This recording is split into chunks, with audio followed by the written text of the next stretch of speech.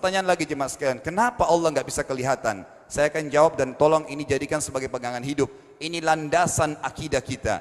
Kata para ulama, karena anda kalau sholat, anda mengucapkan satu kalimat yang merupakan jawabannya. Allahu Akbar. Allah Maha Besar. Akbar adalah siga mubalaghah dalam Islam. Sesuatu yang melampaui batas, Maha Besar. Kita terangkan. Kata Nabi SAW, perumpamaan bumi yang kalian tinggali ini dibanding dengan langit pertama di atas kepala kalian ada 7 lapis langit. Allah mengatakan sab'an shidada, 7 lapis langit yang kokoh. Alladzi khalaqa sab'a samawatin tibaqa, yang menciptakan langit tibaqa bersusun 1, 2, 3, 4, 5, 6, 7. Allah di atas langit ke-7. Kata Nabi SAW, perumpamaan bumi yang kalian tinggalin dibanding dengan langit pertama di atas kepala kalian, ibaratnya seperti cincin yang dibuang di padang pasir. Jadi kita tidak akan pernah bisa melihat ujungnya langit karena kita sangat kecil, dan ini terbukti secara fakta. Apakah anda sudah tahu bahwasanya miliaran bintang-bintang yang ada di atas kepala anda yang jaraknya sekian miliar tahun dari bumi dan sekian miliar tahun lebih besar daripada bumi, sekian miliar kali lebih besar daripada bumi, itu semua berada di bawah langit pertama. Manusia tidak akan pernah bisa memegang langit ini dengan telapak tangannya, karena dari sini saja ke Pluto jaraknya 270 tahun. Nggak bakal bisa ada astronot dikirim kena mati di tengah jalan.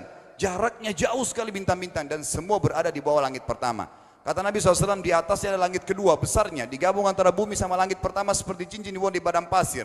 Langit ketiga, 2, 1 dan bumi digabung tiga-tiganya, dibanding langit ketiga seperti cincin dibuang di padang pasir, sampai langit ke-7, 5, 6, 4, 3, 2, 1 dan bumi 7 digabung, dibanding langit ke-7 seperti cincin dibuang di padang pasir. Dan langit yang luas ini jemaah sekalian dipenuhi dengan makhluk Allah yang lain namanya malaikat. Dalam hadis Bukhari kata Nabi SAW, waktu saya sedang dimi'rajkan ke langit, tidak ada 4 jari pun ukuran di langit yang luas itu, kecuali saya temukan malaikat yang sedang ruku atau sujud, penuh dengan jumlah mereka. Anda tahu malaikat itu ada namanya nama kelompok, seperti Raqib Atid itu kelompok, di bawah Raqib banyak miliaran malaikat, di bawah Atid miliaran malaikat. Sama dengan Munkar Nakir, ada memang nama kelompok. Makanya kalau manusia 5 miliar, Raqib Atidnya 10 miliar. Raqib Atidnya 10 miliar. Lalu kata Nabi SAW, di atas langit ke-7 ada Sidratil Muntaha. Besarnya digabung antara 7 lapis langit dan bumi. 8 hanya seperti cincin di bawah di padang pasir. Di atas Sidratil Muntaha ada sebuah lautan yang Allah ciptakan. Lautan itu besarnya digabung antara Sidratil Muntaha, 7 lapis langit dan bumi. 8, 9-9-nya seperti cincin dibuang di padang pasir. Makanya kalau anda baca Quran, anda baca ayat wa kana arsyu 'alal ma', singgasana Allah di atas air. Ini maknanya, air adalah ada lautan. Lalu kata Nabi SAW, arsy-nya Allah di atas lautan itu singgasananya Allah. Besarnya digabung antara lautan, Sidratul Muntaha, 7 lapis langit dan bumi. 10-10-nya hanya seperti cincin dibuang di padang pasir. Anda sudah hafal ayat kursi? Apa artinya? Ayat tanda-tanda kebesaran Allah. Kursi itu artinya bukan tempat duduk, tapi tempat pijakan kaki raja di singgasana. Kalau raja ingin naik singgasananya dipijakan kaki, itu namanya kursi. Kita baca apa? Wasi'a kursiyuhu as-samawati wal ard. Pijakan kakinya Allah saja sudah menutupi seluruh langit dan bumi ini. Jadi kita mustahil bisa melihat Allah karena besarnya Allah Azza wa Jal. Tinggal kita tutup jemaah sekalian. Kira-kira lalu bagaimana saya berhubungan dengan Allah? Jawabannya sederhana.